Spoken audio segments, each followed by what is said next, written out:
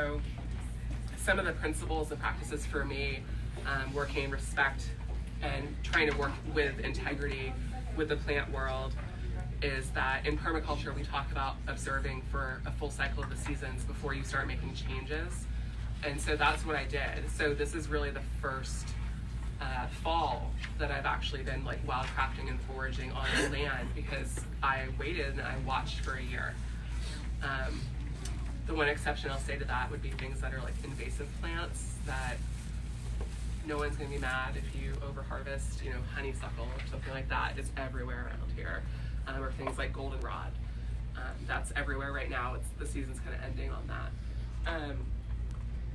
But so I observe first, and I understand that all of this here, this ecosystem was here before I was. I'm sort of the intruder. I don't want to be an intruder. I want to be in relationship with these things. But you don't just barge into someone's house and start rifling through the kitchen cabinets to make yourself a meal, I hope.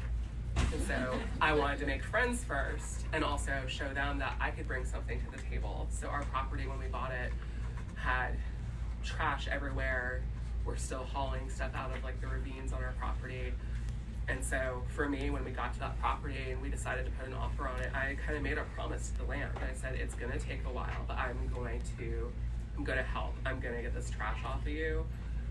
We're gonna have a good thing if you can just be patient with me, because time and money are both finite, unfortunately. So many junk removals later, the property's looking a lot better. And it could just be my imagination, but I feel like the land is happier for it. The land is also informing me that we're not done, because there's still a TV down the ravine. Someone decided to roll a humongous TV off into the woods, I'm not sure why. So yeah, observing first, being in relationship. When I go to harvest, I ask for permission. And this is a pretty common thing with herbalists that we talk about when we're wildcrafting and foraging, is being in a relationship with the plants. And if you think that you're wildcrafting and foraging, if you think you're asking for permission and you've been doing this a while, my question would be, have you ever heard a no?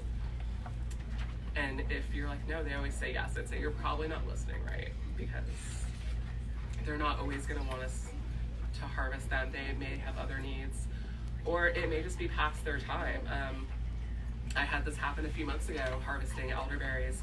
I was in front of a huge thicket of elderberry, and I thought it was all one thicket, and so I kind of went up to one spot of it at the end. I asked, I got my answer, I got the good go-ahead. I've been eyeballing this patch for a couple weeks in a field that I drive by all the time. Started harvesting, everything was going great. I started moving down to a different part of the thicket. It was actually a different set of plants, and I didn't ask again. And as I started to harvest those, I saw they were actually in an entirely different state of ripeness. They were past their prime. They were no longer ripe. They were squishing apart in my fingers. I wasn't really going to be able to use these for medicine making. They were too ripe at this point, and they needed to just be left for the birds and the other animals. But I kind of wasn't thinking about it, and I just started clipping away.